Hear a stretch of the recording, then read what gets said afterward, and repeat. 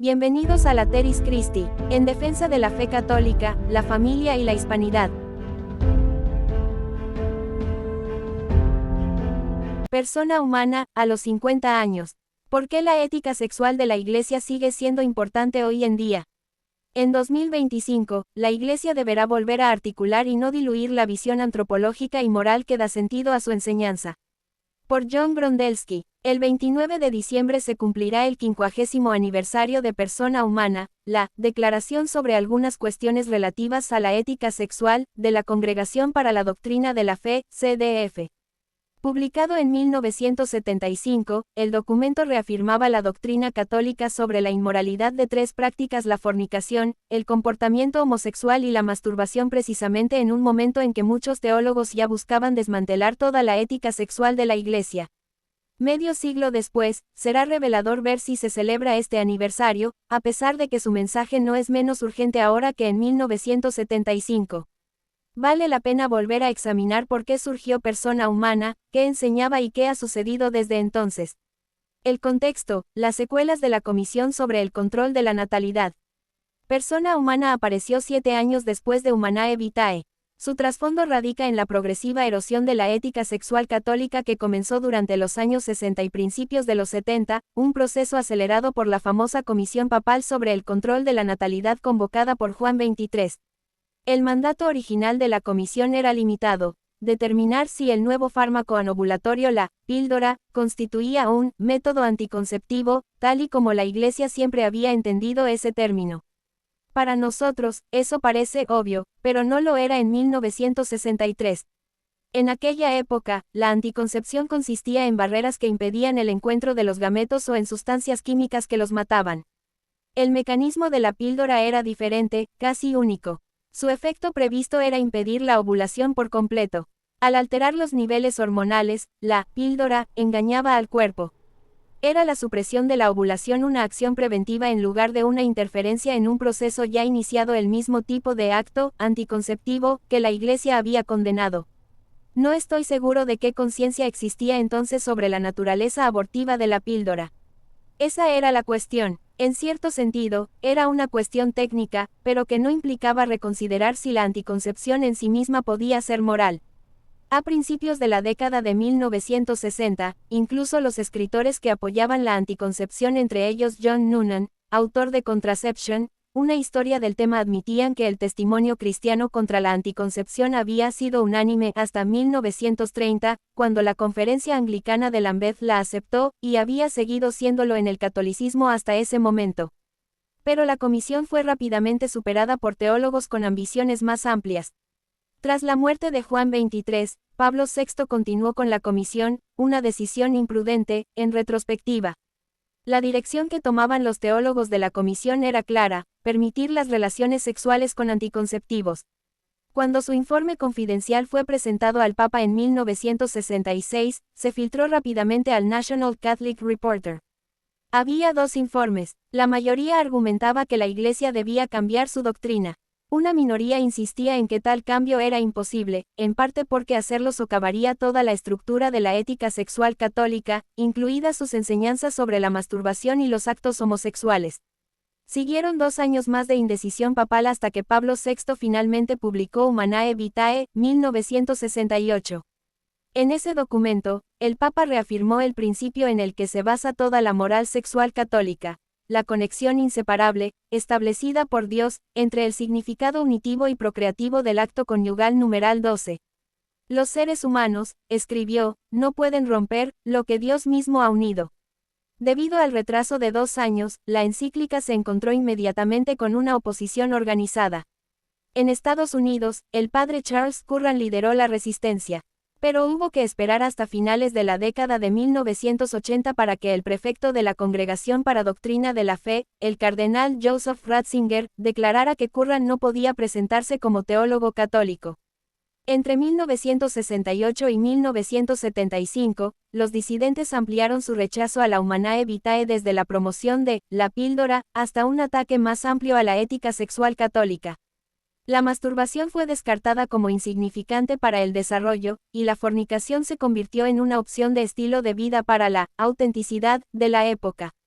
Y aunque los actos homosexuales seguían siendo en gran medida tabú, figuras como el jesuita John McNeill ya presionaban para obtener resultados en la dirección adoptada por los revisionistas teológicos actuales. McNeill fue expulsado de la Compañía de Jesús, a petición del Vaticano, en 1987.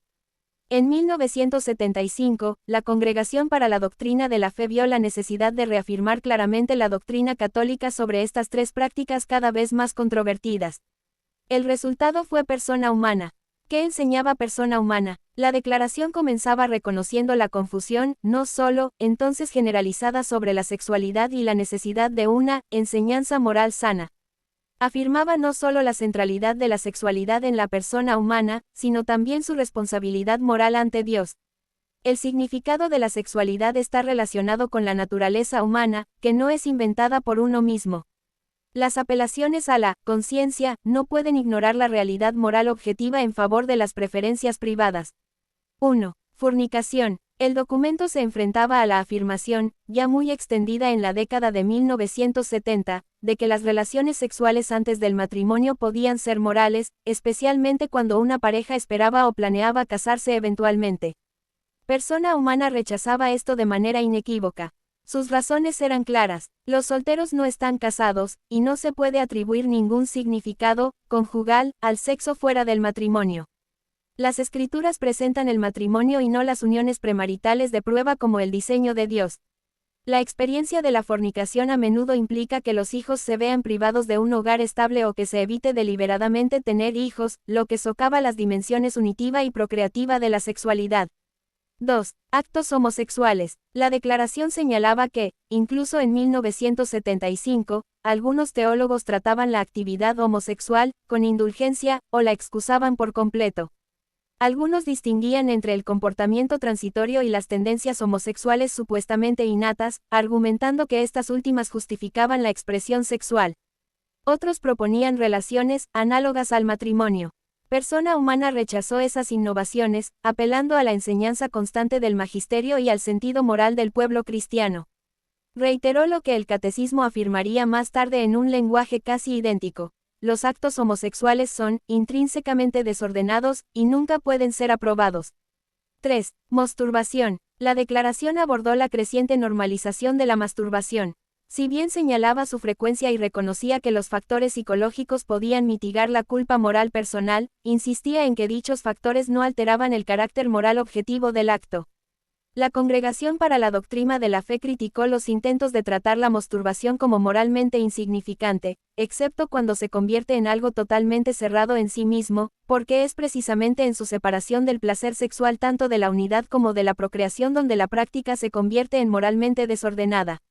4. Castidad y pecado mortal. Persona Humana concluía con un sólido tratamiento de la castidad, su significado, su necesidad en todas las etapas de la vida y su papel en la formación de la persona humana. También corregía la afirmación, entonces en boga, de que el pecado mortal solo se comete cuando se rechaza a Dios de forma explícita y consciente, y no a través de actos individuales. El documento insistía en que, en materia de moral sexual, lo grave no se reduce a la apostasía explícita. Se puede rechazar a Dios a través de decisiones morales en asuntos serios sin apartarse abiertamente de Él. ¿Qué ocurrió después de 1975?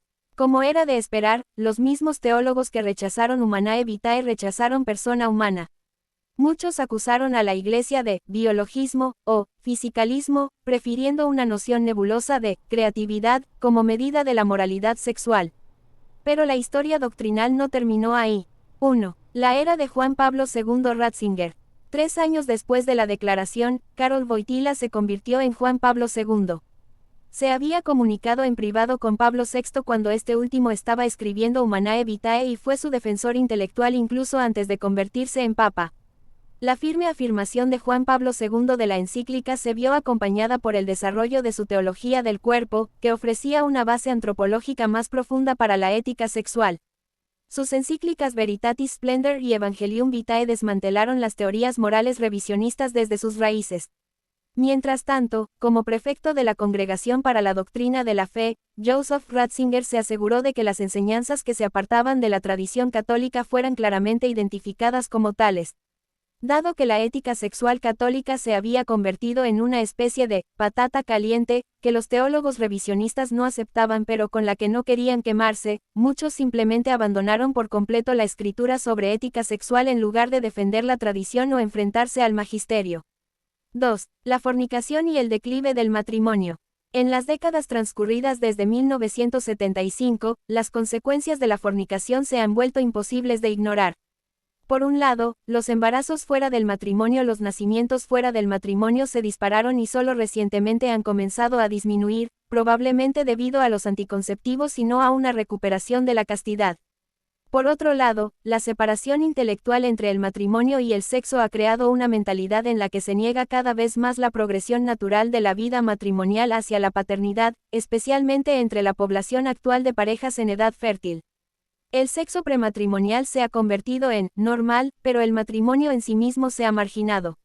Lejos de ser la puerta de entrada y la protección institucional del sexo y sus consecuencias, el matrimonio se ha convertido en otro lugar más en el que pueden tener lugar las relaciones sexuales.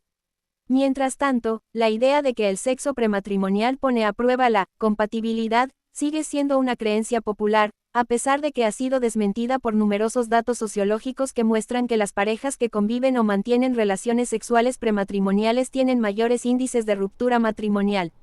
Al mismo tiempo, el matrimonio se ha convertido en una institución basada en la clase social, está en declive entre los estadounidenses de clase trabajadora, pero se mantiene relativamente estable entre los más educados y acomodados. 3. Las relaciones homosexuales y el revisionismo sinodal. De las tres áreas que aborda Persona Humana, el comportamiento homosexual es aquella en la que el revisionismo contemporáneo ha sido más agresivo y sus consecuencias más trascendentales. Algunos teólogos rechazan ahora por completo la antropología sexual de la Iglesia, negando la importancia de la diferenciación sexual y tratando las uniones entre personas del mismo sexo como parte del plan creativo de Dios. En esa mentalidad, la penetración sexual está desconectada de la diferenciación y la complementariedad sexuales. Las sociedades civiles han pasado de las uniones civiles al matrimonio entre personas del mismo sexo pleno. La Iglesia no ha llegado a ese punto, aunque las disposiciones pastorales de fiducia supplican son difíciles de conciliar con la claridad de Persona Humana. En Alemania y en otros lugares, los procesos sinodales contemplan abiertamente cambios que la CDF rechazó explícitamente hace 50 años. 4. Masturbación y pornografía. La masturbación ha desaparecido casi por completo del debate teológico. El silencio es notable porque la práctica está fuertemente entrelazada con la explosión de la pornografía en línea. A pesar de los esfuerzos por restar importancia a la gravedad de la masturbación, podría decirse que representa una distorsión fundamental en la esfera sexual, la habituación de la sexualidad como placer divorciado de la unidad y la procreación.